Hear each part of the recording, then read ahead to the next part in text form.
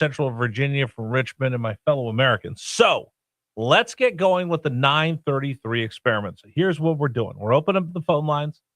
We're throwing caution to the wind. We're tearing up the scripts, and talking points all go out the door. It's just a discussion, you and me. And I fought hard to be able to take telephone calls because it's something we normally don't do on Richmond's Morning News. So you and me talking this morning. So here's what I'm going to tell you. This budget and this General Assembly session and all the bills they have, I'm trying to figure out, is it incompetence that we don't know how much money goes to the school districts till the last minute? Now they don't have enough. They're asking to raise sales taxes. Was that incompetence or was that on purpose? The gun laws, they've already been, how many injunctions have already been thrown their way? They've tried to, Jay Jones tried to push them all into one, and a 3-judge panel said, try again. And we have judges issuing injunctions on these, and it hasn't even been that long. Well, it's 9 days, and we're already having court cases go against the Commonwealth. You look at this whole thing with the marijuana laws. They set up retail marijuana through the budget, which, again, somebody has to explain to me why you just didn't put your name on a budget bill, and you put it in the budget bill, and you didn't put it in an individual bill so we can hold you accountable to see what happens. But, okay. Then you have different dates. So some of the laws go away right now, but the new laws don't come aboard until next year. And now you have Commonwealth's attorneys and police wondering, well, which laws are really on the books? What do you do?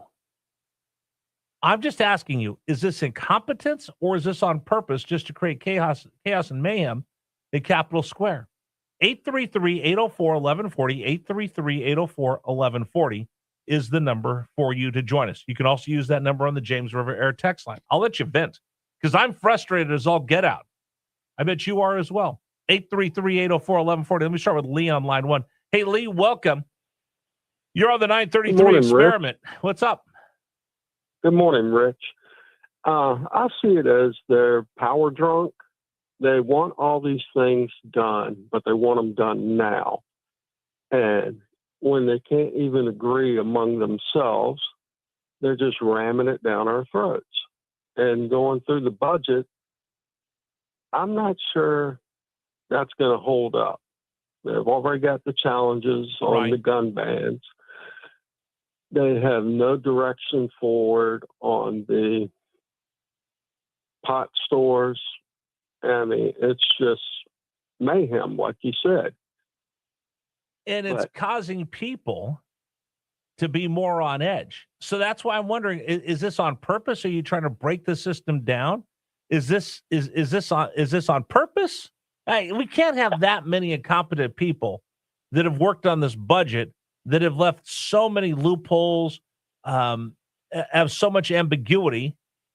We can't have that many people in one spot that are doing this. I mean, I think it might be incompetence that they acknowledge and they see and they know that's going on.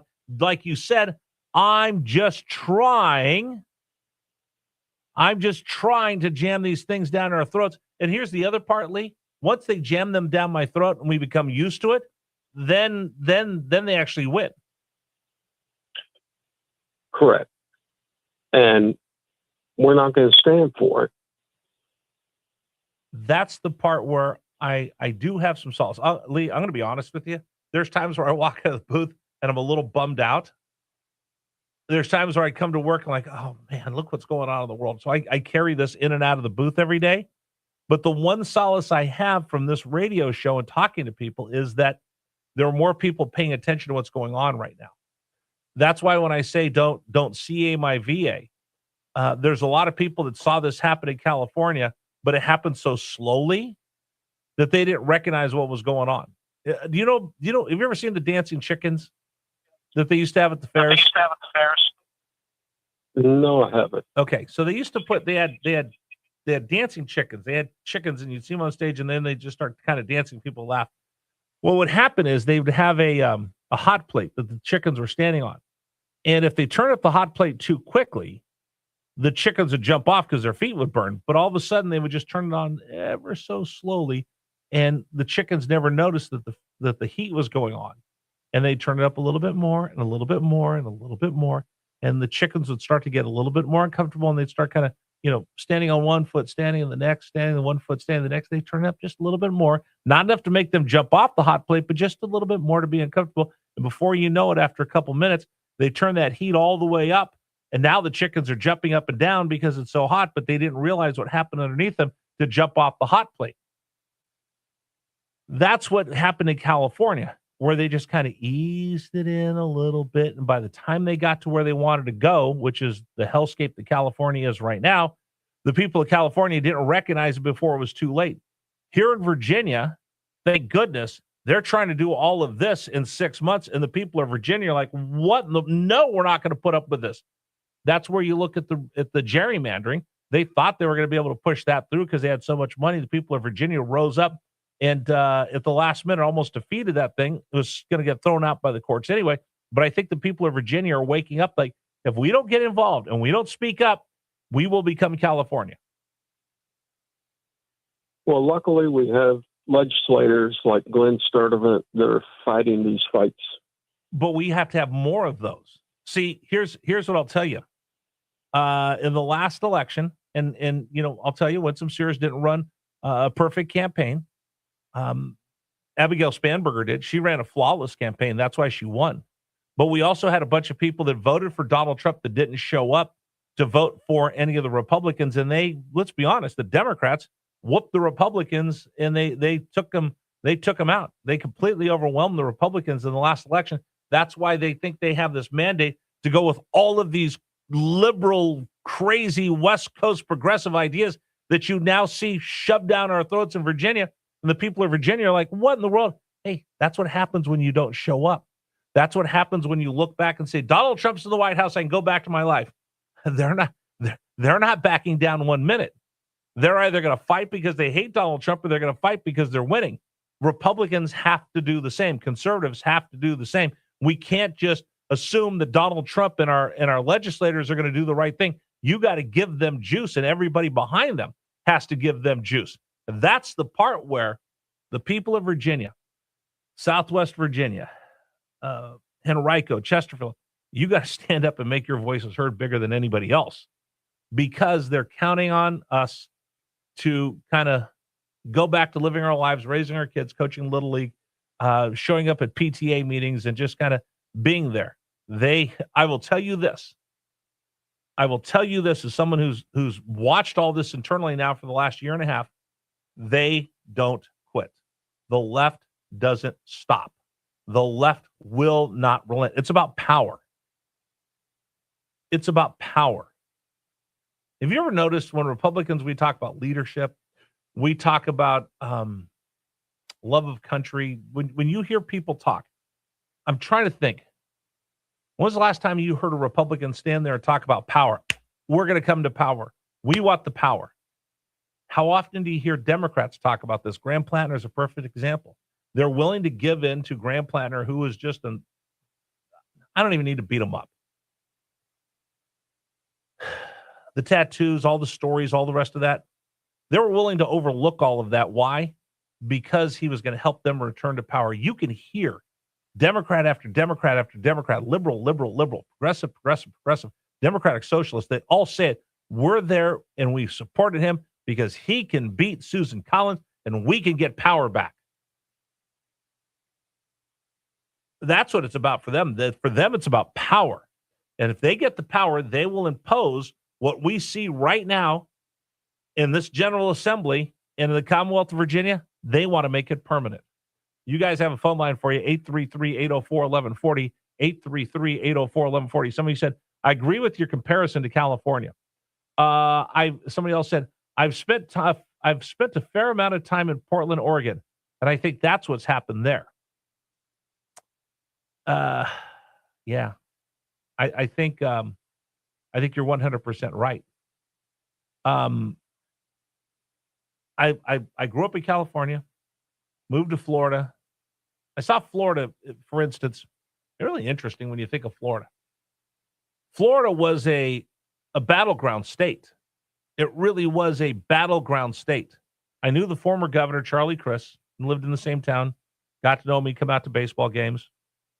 I didn't know Rick Scott at all, who became the governor after that, and I've never met Ron DeSantis. I knew who Ron DeSantis was, but never got a chance to meet him because he wasn't the chosen one to become the governor of Florida. He was actually the outsider. In Florida, one of the most popular, one of the most powerful positions you can have in government there is believe it or not, it's the chairman, it's the Agriculture Commission is one of the most powerful positions. There's a guy named Adam Putnam. He was poised to move up the ladder, and Ron DeSantis beat him as an outsider.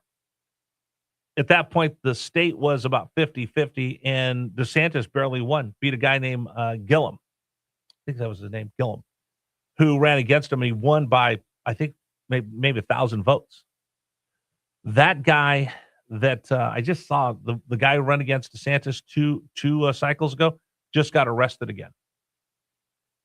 That's how close for Florida was to falling blue. They put DeSantis in there. DeSantis has done a fantastic job running Florida. They had hurricanes coming in. He was so good at storms and all the emergencies. Fantastic governor. Ran the state well. Now it's a solid red state because people got to see what happens when you have great leadership. Flip the script on this. What are we seeing now for Virginia? Are we seeing great leadership when I don't really know whether I can purchase a firearm or not?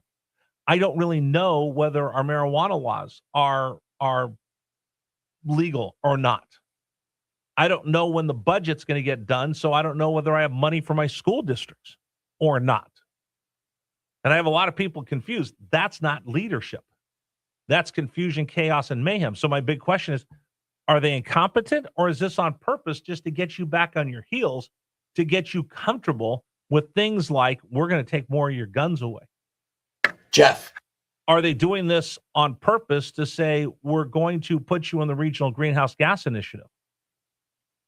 Phone line open, 833-804-1140. Jeff on line one, welcome. You're on the 933 experiment. How you doing, Rich? How you doing? Good, brother. What's up? Just talking to you, but the way things are, that without in my mind, in my heart, the way things are going, these people are just lining their pockets with money. That's all they're doing. And like you said, like we've heard, power, power, power, so, but they're hoping the drug people will vote for them and the gun rights we want, but it's just terrible. It's terrible. So anyway. Listen, have you ever met a politician who didn't want to line his pockets? Why do we spend $1.5 billion to elect a president, to elect a person to a job as president of the United States for a job that pays under $300,000? That's not a very good return on your investment. I'm going to spend $1.5 billion to be the president when the job, I think they make like $300,000. I don't know. Trump donates his money to charity. He doesn't even take a paycheck for being president. He's president. He does it for free. And now I know everybody's going to go, oh, look how much money he's made in his office. He gives his paycheck back. But there's a reason why they all run for this office, and they all want it so badly, and people are willing to. And you're right, it is about money. I think about this. I spent the weekend up in D.C., and we stayed in Fairfax County. That's a really nice county. Loudoun County, really nice. Alexandria, all those nice counties. Why? What do they build? They don't build anything up there except for using my tax dollars and your tax dollars. Yeah, so you know what? Follow the money. Follow the money, 100%. Thank you for the call. Appreciate it. Opens up a phone line for you, 833-804-1140. So I guess I'll just throw this out. How frustrated are you? How frustrated are you that you see which way this Commonwealth's going, and what are you going to do about it? How are you going to stand up? Because I'm telling you, the line is in the sand right now. The president said this on the 4th of July, the Democratic Socialists, Marxist, Communists, whatever you want to call them, they are ascending and gaining popularity amongst the old hippies that are left over, the boomers, the far left extremists, and our kids who have been taught that socialism is the greatest thing in the whole wide world. They're gaining strength. Mamdani, AOC, Bernie, they're gaining strength. Are you seeing that? Are you feeling that? Do you understand that? And you look to see what happens when liberals get a hold of a state and you see where we're going. This audience needs to grow. People need to speak up and not be afraid to make your voice heard. That's why I fought for the segment called the 933 experiment. And part of the experiment is you need to learn how to use your voice and not be afraid that someone's going to tell you or say something. Here's how I know. All those years on the radio, I was afraid to actually speak my mind when it came to politics in America because I was told to shut up, sit down. Nobody wants to hear what you have to say. 30 years on the air, I was always told, you're not allowed to talk about politics ever. You've been told that at work. You've been told on social media. You post something, how many of your friends either unfriended you or ghosted you? I didn't know you were one of those people. I had somebody the other day, known somebody my entire life, because I didn't realize Rich was a conservative. I never thought he was. And they're like surprised. Why? They never talked about it because as conservatives, we've been told to shut up. We've been told to stand down. We've been told that our voice doesn't matter for the longest time.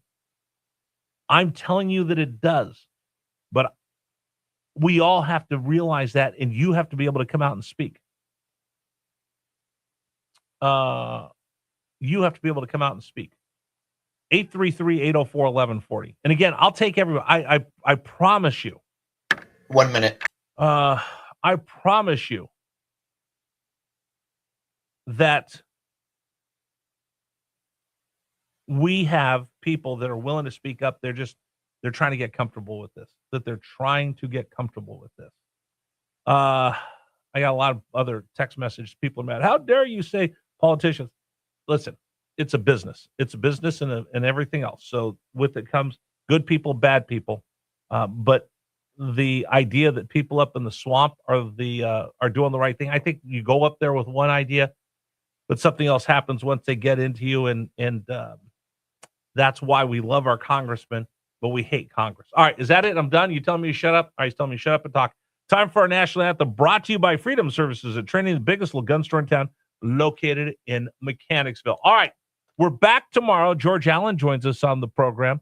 Dave Saunders is off fishing, so Leanne Pillow pinch hits, giving us everything we need to know for the weekend. All right here on News Radio WRVA. Please stand for the national anthem of the United States of America. Oh, say, can you see by the dawn's early light what so proudly we hailed at the twilight's last gleaming?